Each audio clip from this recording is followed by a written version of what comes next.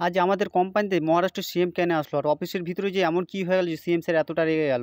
তো আসসালামু আলাইকুম বন্ধুরা, কেমন আছো সবাই? আশা করি সবাই অনেক ভালো আছো। তোমরা তো সবাই জানো আমি একটা টার্গেট নিয়েছি। ১০০ দিনের মাথায় আমি করে দেখাবো ৫০,০০০ ফলো। তো দেরি না করে পেজটিকে ফলো করে ফাটাফাট আমার ৫০,০০০ ফলো কমপ্লিট করে দাও।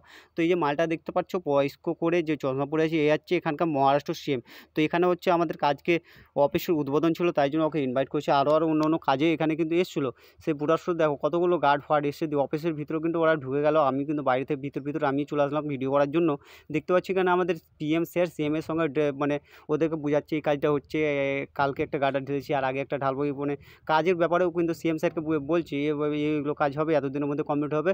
আর এটাও বলছে যে বৃষ্টির জন্য আমাদের কাজটা একটু স্লো চলছে, বৃষ্টিটা শেষ হয়ে গেলে খুব তাড়াতাড়ি কাজটা শুরু করে দেবো আমরা। তো এই কারণে দেখতে দেখতে আমি একটা ভাবলাম পিছন থেকে আমরা নিয়ে নিই সবরে লোকটা কেমন আসছে। তো আমি দেরি না করে ফাটাফাট কিন্তু আমার যে লোকটা সেটা কিন্তু নিয়ে নিচ্ছি ক্যামেরাম্যানও তার কিন্তু সেই ছবি টবি তুলছে। আর ওই যে দেখছো প্রিয়াম স্যার অনেকক্ষণ থেকে কিন্তু গল্প করছে, আমি কিন্তু ভিডিওটা স্কিপ করে দিয়েছি, তাই জন্য বুঝতে পারলাম অনেকক্ষণ থেকে তাদের মধ্যে ডিসকাস চলছে, এই কাজগুলো হচ্ছে এইভাবে করতে হবে। তো আমাদের অনেক রকম সমস্যা হয়, গাড়ি টাড়ি অনেক রকম সমস্যা হচ্ছে, এই কথা অনেক কথা ডিসকাস হলো। তার মধ্যে দেখছি অনেক রকম খাবার আছে সিএম স্যারের জন্য। দেখতে কত কত খাবার দেখে তো জিভে লাল চলে আসছে ভাই, এরকম খাবার যদি আমরা পেতাম না। তো যা হোক, যেগুলো বেঁচেছিল সেগুলো আমরা কিন্তু খেয়েছিলাম, সব যেগুলো সবাই স্টপ টেস্ট সবাই কি খেয়েছিল।